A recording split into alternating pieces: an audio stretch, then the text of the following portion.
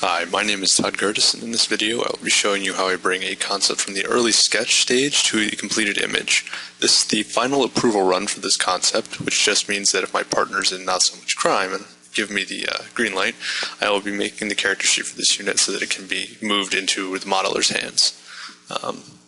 As this sketch begins, I'd just like to mention that I probably zoomed in and out excessively in the earlier parts of this video, so that if you're prone to motion sickness, you may want to grab a barf bag, just in case. As you no doubt noticed, I started with some of the sketch already up. That was the rough concept minus the gauntlet that was agreed upon as the way to go already as they're in the earlier stage of the concept process. But I figure you can get the idea for how I sketch from how I fill in the rest of the rough line work. The most important focus when doing this concept was to make sure that the silhouette is different enough from the rifleman design, which you can find on our production blog / gaming site, assuming you didn't come from there. At any rate, the camera angle for the game is going to be pretty high, so the silhouettes on the shoulders and head are going to be very important. It's still somewhat important, but a little bit less is the clothing, the way it drapes, and the length. That will be able to differentiate somewhat. It's something I need to keep in mind, even though the foreshortening will make it less important in the long run. You can see before that I started to block in color underneath the sketch, and I just kind of trying to rough it in as fast as possible and then start working over after I merge the two layers, the sketch layer and the rough color layer. And here I'm pulling apart some of the image because the shoulder was too close, or at least it looked too close. It seemed like his right shoulder, the left as you view it, was too compacted into his body, and especially with the armor piece over top, it looked way too compressed. And here I'm making those on another layer. I made those green orbs on another layer so that they can be worked on more easily.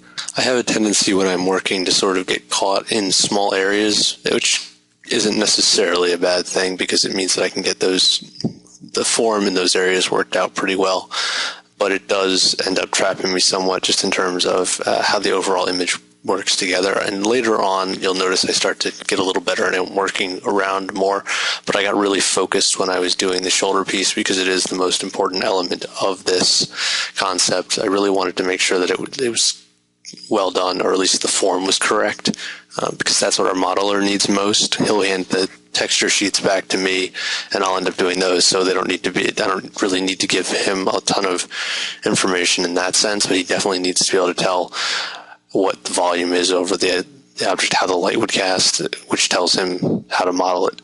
And here I'm pulling back and trying to get some of just the basic details of the coat in, just so I can tell where shadow is going. This is more for me, just because I'm trying to render it properly, trying to get a light source established. And then I go back into the shoulder again, and I'm trying to work in as much as I can with the shadow and the light at the same time, and then trying to kind of cut the edges, just so I have a better idea exactly where I'm going. And I can build the form on top of that relatively quickly. The design for the shoulder piece, the pauldron, was really supposed to be, or really all of the technology for the Ritualist is supposed to be vaguely mechanical, but not really look overly technological, which seems slightly like a contradiction, but it's just how we ended up wanting to kind of give it a sense of being a technology outside of the realm of what these people would really understand. I mean, obviously they have, in the lore, they have figured out how to operate it in some sense, but a lot of that is that the machinery is relatively self-aware, not self-aware, but it taps into the user's mind in order to operate. So it's kind of a dummy interface, which is what allows them to do it, but they do have their particular, I guess, rituals, which is why they're named Ritualists, that allow them to commune with it. And there's a certain element that we wanted to really focus on, which was to differentiate the overall effects, especially how light casts on the two different factions. The Industrials having a lot of metal at one to be very high contrast and have a lot of shine at the certain details. And as we talked more and more, one way to kind of differentiate was obviously to just make the light diffuse off of the technology. Like it would not reflect light readily.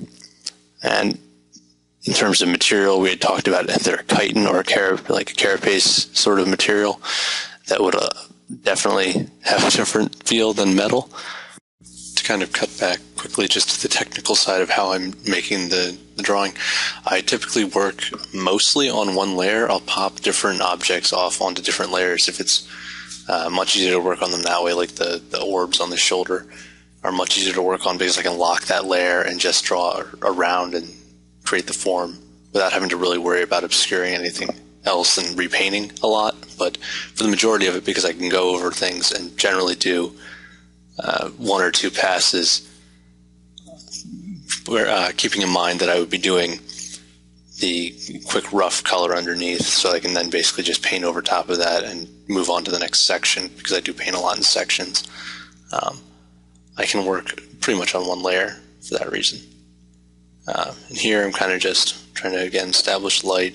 Really isn't that important, but I get caught up in the face more than I should. I enjoy doing that, so I just ended up painting it a lot longer than I really needed to for the concept. But all of it does kind of help in the long run, because we have to get enough the facial hair, which is kind of my favorite part of the first runs. The concepts I was doing early on was that I get to make ridiculous facial hair for these guys, and it fits the setting, so it does make sense. And I guess if you haven't read any of our blog yet, the setting is late Victorian, early Industrial Revolution type era. It's not in the real world, so it's not based entirely on that, but a lot of the costuming comes from that, a lot of the general sense of the world, and even some of the way the society operates. It operates a lot like Victorian Britain in terms of the interior of the empire. I'm not quite sure how we're going to have the Ritualist area operate. I think it's supposed to be a little bit more egalitarian, but I'm not sure how much. And not egalitarian in the sense of everyone has more rights, but there's not as much class structure. You can see here that I'm kind of popping another layer on top just to try and get a sense of what the fabric, the patterns on the fabric will be. I hated the one I originally made, so you'll see it disappear in a little bit. I think I deleted it before I resumed recording, so it doesn't really, it's a very quick cut. And I always tried to put those on another layer just because I knew I was going to end up deleting them a lot. And I started using a lot more of the layer effects, like overlay. I think there's one that has vivid light. When I get into them later, you'll see it a little bit more. I can just paint right on top. I don't have to worry so much about the form. And here you can see I'm starting to work a little bit more all around the image, at least back and forth across the entire bottom of the image more. I'm not getting so much caught up in one particular area. I'm adjusting all over the place as I go, which is probably a better way to work. But again, I get caught up in sections a lot. And sometimes I just leave sections entirely on their own until I can do them in one go, like the hand here, because it just makes more sense. There's nothing really dependent upon that hand, except for the sleeve a little bit, but it only informs the shadow. Yeah.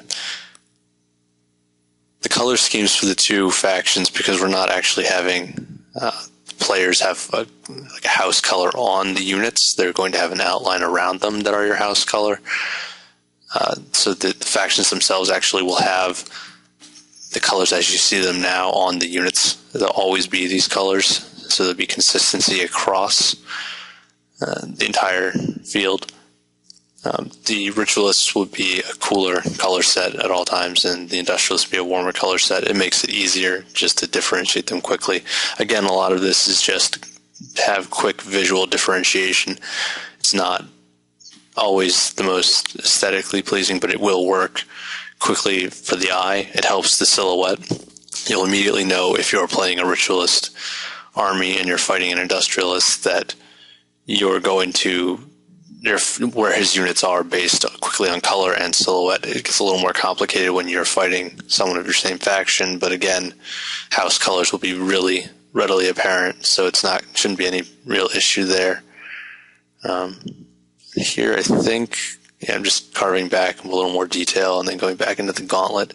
And the gauntlet, to explain a little bit about how this weapon works, as we had discussed it so far, it will either create fields where space is distorted or create some sort of explosions, but not necessarily, not in like a laser type of sense. It'll be more, I guess how to describe it.